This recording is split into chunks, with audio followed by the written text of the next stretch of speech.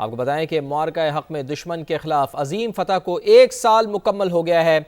आज की रात दुश्मन ने नापाक जिसारत की थी, जिसका पाक फौज ने मुंह तोड़ जवाब दिया। भारतीय जारियत पर उसके 7 तैयारे गिराए। दुश्मन की कई एयरबेसेस तबाह कर दी गईं। दिफाई निज़ाम को मलियामेट किया गया। कई चौकियों को तबाह किया गया। बुज़दिल दुश्मन पाकिस्तान के जवाबी वार से इस कदर घबराया कि कई चौकियों पर सफ़ेद झंडा लहराकर रहम की भीख मांगी। कई पोस्टों से भारतीय फौजी अपनी जान बचाकर भाग गए थे। लाहौर में ज़िला इंतज़ामिया की जानिब से आतिशबाजी का शानदार मुजाहरा किया गया।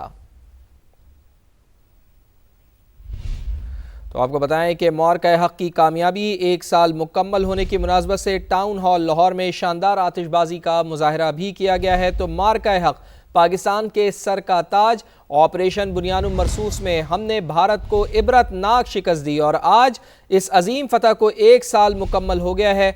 आज ही की रात थी, दुश्मन ने नापाक जिसारत की थी, जिसका फ़ौज पाकिस्तान ने भरपूर जवाब दिया, मुंह तोड़ जवाब दिया। भारतीय जारियत पर उसके 7 तैयारों को गिरा दिया गया। दुश्मन की कई एयरबेसेस को तबाह कर दिया गया। दिफाई निज़ाम को मलियामेट कर दिया गया। कई चौकियों को तबाह कर दिया गया। बुज़दिल दुश्मन पाकिस्तान के जवाबी वार से इस कदर घबराया कि कई चौकियों पर सफ़ेद झंडा लहराकर रहम की भीख भी मांगता रहा। कई पोस्टों से भारतीय फौजी अपनी जान बचाकर भाग गए थे और इसी सिलसिले में सेलिब्रेशंस भी जारी हैं। जहां जहां दुनिया में मुकीम पाकिस्तानी हैं, वहां वहां वो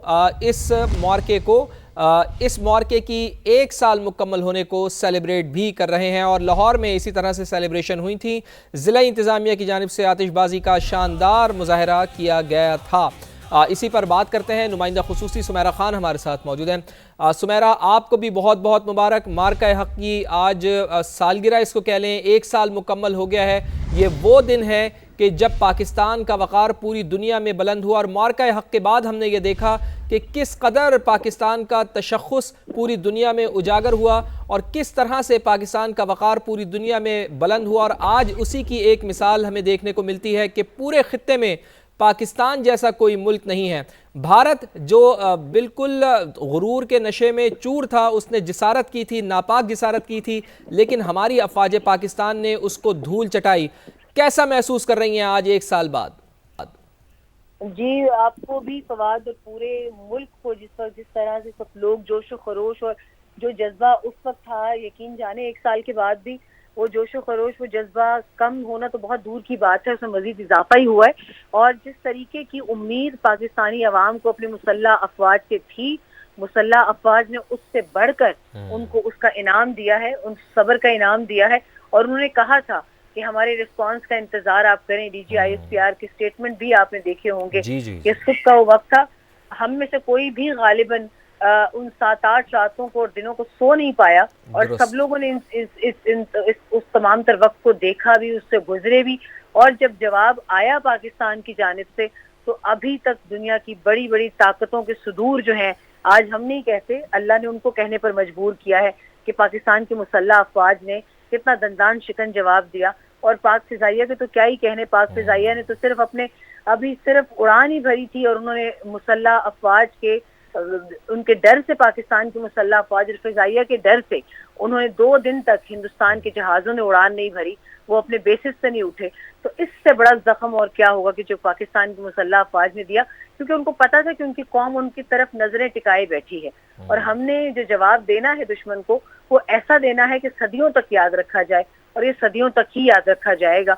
आज की रात में बुज़दिलाना हमला किया था हिंदुस्तान ने, और पाकिस्तान में निहत्ते शहरियों को, मासूम बच्चों को, खवातीन को निशाना बनाया था। आप भी थे उस वक्त और मुझे याद है उमैर भी थे हमारे कॉलीग, और तमाम तरह हम जो हमारी जिम्मेदारियां थी, सहाफ़ती जिम्मेदारियां, वो हमने पूरी की और हमने दुनिया को दिखाया।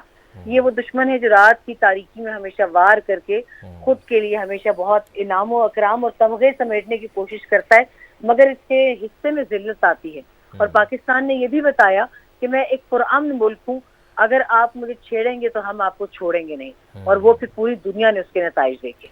बिल्कुल सुमेरा, हमें याद है कि जिस तरह से आपकी जानिब से भी रिपोर्टिंग की गई, मुसलसल आप हमें आगाह भी करती रहीं और शानदार रिपोर्टिंग का आपकी जानिब से हमेशा से मुजाहरा किया जाता है। और इस मार्का हक के दौरान भी हमने ये देखा कि आप हमें बाकायदा इंसाइडर्स देते रहीं और हम तो इंतज़ार करते थे कि पाकिस्तान की जानिब से रिस्पांस क्या आएगा, चूँकि दुश्मन ने तो नापाक जसारत की थी। दुश्मन की शायद अकल कहीं घास चरने गई थी कि उसने पाकिस्तान को इस तरह से निशाना बनाने की कोशिश की। गो कि हमने सारा उसका सिनेरियो देखा है कि पहलगाम का वाक़या होता है।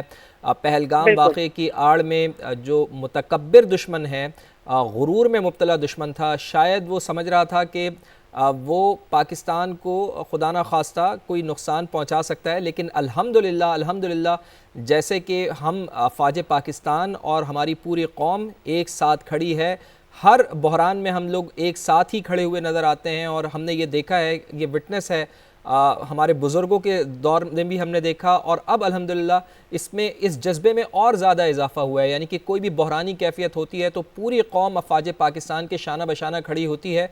और जनरेशन जी की भी अगर हम बात करें तो उन्होंने भी इस जंग को विटनेस किया। गो कि 1965 की जंग, 1971 की जंग और फिर उसके बाद कारगिल का मुहाज तो शायद हम में से किसी ने ना देखा हो, लेकिन इस जंग को विटनेस करने का मौका हम सबको मिला है और जज्बा हम सबका जवान है। तो सुमेरा, मैं ज़रा ये पूछना चाहूँगा आपसे, चूँकि ज़ाहिर है आपने मेरा भी जिक्र किया, ज़ाहिर है आपने बिल्कुल दुरुस्त बात की कि वो 7-8 रोज़ हमारी ज़िंदगी के हमें हमेशा याद रहेंगे कि जब हम बिल्कुल सोए नहीं और हमारे पास सिर्फ हम रिपोर्टिंग करते थे, आप ख़बरें देती थीं और अफ़वाज पाकिस्तान के हम हमले का इंतज़ार करते थे, यानी जवाब का इंतज़ार करते थे। और जब जवाब दिया अफ़वाज पाकिस्तान ने तो ऐसा जवाब दिया कि भारत की नस्लें इस जवाब को याद रखेंगी।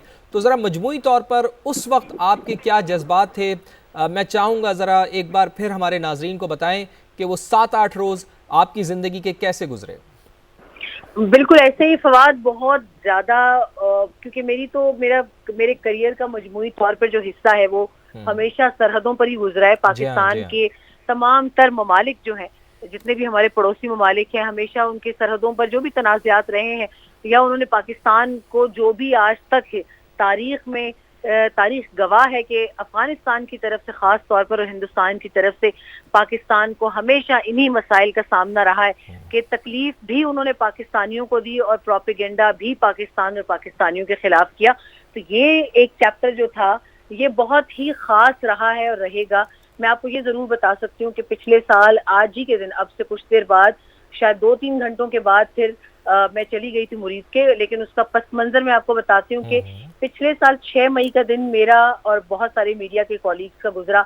वज़ीर इत्तलात नशरियात उस वक्त अता तारड़, हम उनके साथ लाइन ऑफ कंट्रोल की जानिब हमने सफर किया था और मुजफ्फराबाद से थोड़े ही फासले पर एक जगह है पीर चनासी, जिसका जिक्र हिंदुस्तानी मीडिया में बार बार हो रहा था। और गूगल पर उन्होंने मैप्स बनाए हुए थे कि पाकिस्तान में यहाँ पर इन जगहों पर दहशतगर्दी के कैंप्स और वहाँ पर इंडिया की जानिब से हमला किया जाएगा। और उसी वजह से वज़ीर इत्तलात व नशरियात अता तारड़ मीडिया के नुमाइंदों को, जिसमें इंटरनेशनल मीडिया के ज़राए इब्लाग के नुमाइंदे भी थे, बल्कि मेरी रिक्वेस्ट होगी आपसे कि पिछले 1 साल की आर्काइव में हमारी ट्रांसमिशन वो तमाम तर रिपोर्ट्स पड़ी होंगी, अगर वो मिल जाती हैं तो हम ज़रूर अपने नाज़रीन को दिखाएं कि वो वहाँ उस जगह पर हमें लेकर गए कि एक तरफ पीर चनासी और मुजफ्फराबाद में वो ऊंची मकाम पर हम वहाँ मौजूद थे। वहाँ पर एक स्कूल जरूर मौजूद था, एक दुकान मौजूद थी जहाँ कुछ बच्चे कुछ अपने च्युइंगम और टॉफियां खरीद रहे थे, और उसके अलावा 3-4 इक्का दुक्का घर थे जहाँ के लोग वहाँ पर मौजूद थे। और उन्होंने भी हमसे बात की कि हम यहाँ मौजूद हैं, अगर हिंदुस्तान को यहाँ पर कोई टेररिस्ट कैंप नजर आता है तो हमें बताए। अब जब हम पूरा दिन, पाकिस्तान ने जब उनके उस फेक न्यूज की हंडिया जो है वो बीच चौराहे पर फोड़ी, तो रात को हजीमत के बायस भारत ने ये तमाम तर एक्टिविटी की कि उन्होंने मुख्तलिफ जगहों पर, जिसमें लाइन ऑफ कंट्रोल पर पूंछ सेक्टर में बिला इश्तियाल फायरिंग शुरू की। इसके अलावा पंजाब में उन्होंने अहमदपुर शर्किया जो बहावलपुर का इलाका है, मुरीद के सियालकोट, शकरगढ़ और मुख्तलिफ जगहों पर उन्होंने इस एम के साथ कि हम पाकिस्तान में बिला इश्तियाल ये कार्रवाई करके दुनिया को सिर्फ ये बताएं कि हमने वहाँ पे दहशतगर्दों के कैंपों को निशाना बनाया है।